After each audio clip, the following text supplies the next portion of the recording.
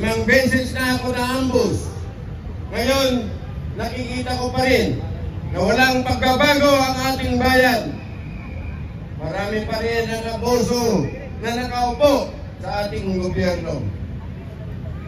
Ano ang gagawin natin? Kailangan lang ang peaceful na pagpapahayag ng ating kalayaan at karapatan.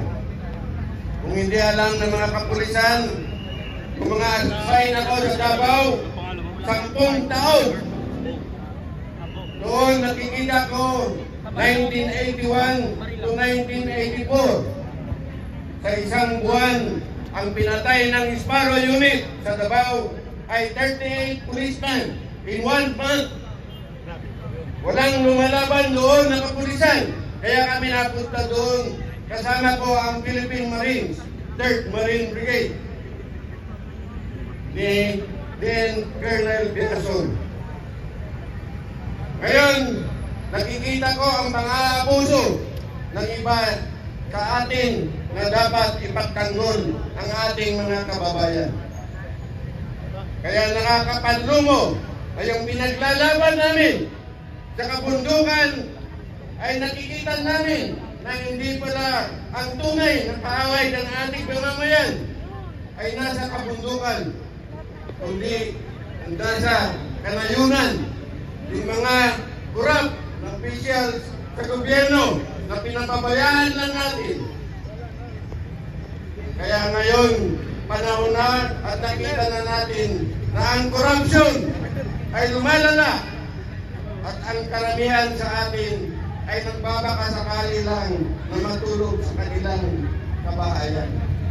Sana naman ay makipagtulungan tayo para mawala na itong corruption sa ating bayan.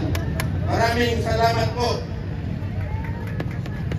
Maraming salamat mula kay General Felizardo Simoy, retired General from the Armed Forces of the Philippines.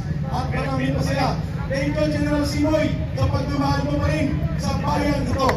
At natutuwa at nagagalak kami na kasama ka dito ngayon. Pakinggan natin ang boses ng kababaihang Muslim na nakikipagkaisa, Kristiyano at Muslim, na natundong ang panawagan, Brother BMR Channel, nandiyan sa likod. At yan ang panawagan ng mamamayan ngayon. Ang taong bayan, Kristiyano, Muslim at iba pa, na nanawagan ng pagpapalayas kay Marcos Aperuales. Narito po si Ma'am Saira. Assalamualaikum warahmatullahi wabarakatuh. Allahu Akbar.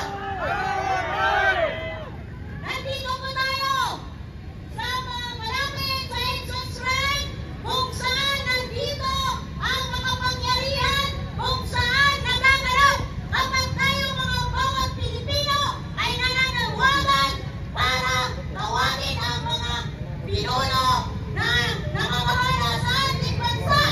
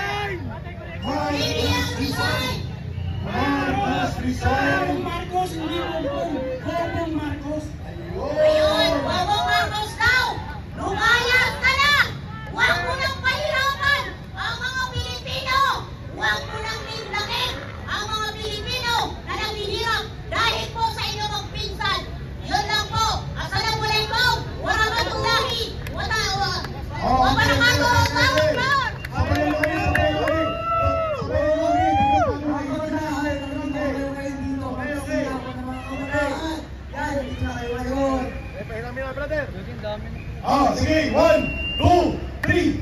Bayan, bayan, bayan ko! Bayan, bayan, bayan ko! Di patapos ang laban mo! Di matapos ang laban mo! Gobyerno magnanakaw! Gobyerno magnanakaw! Labanan mo! Itakwil mo! Labanan mo! Itakwil mo! Malakas at tumatundong! Bayan, bayan, bayan ko! Bayan, bayan, bayan mo! Di patapos ang laban mo! Di matapos ang laban mo! Gobyerno manloloko! Gobyerno manloloko! Labanan mo! Ibagsak mo! Labanan mo! Ipagsak mo! Ang tao, ang bayan, ngayon ay lumalaban! Ang tao, ang bayan, ngayon ay lumalaban! Ang tao, ang bayan, ngayon ay lumalaban! Ang tao, ang bayan, ngayon ay lumalaban! Ang tao, Si Pedro Roque, former Undersecretary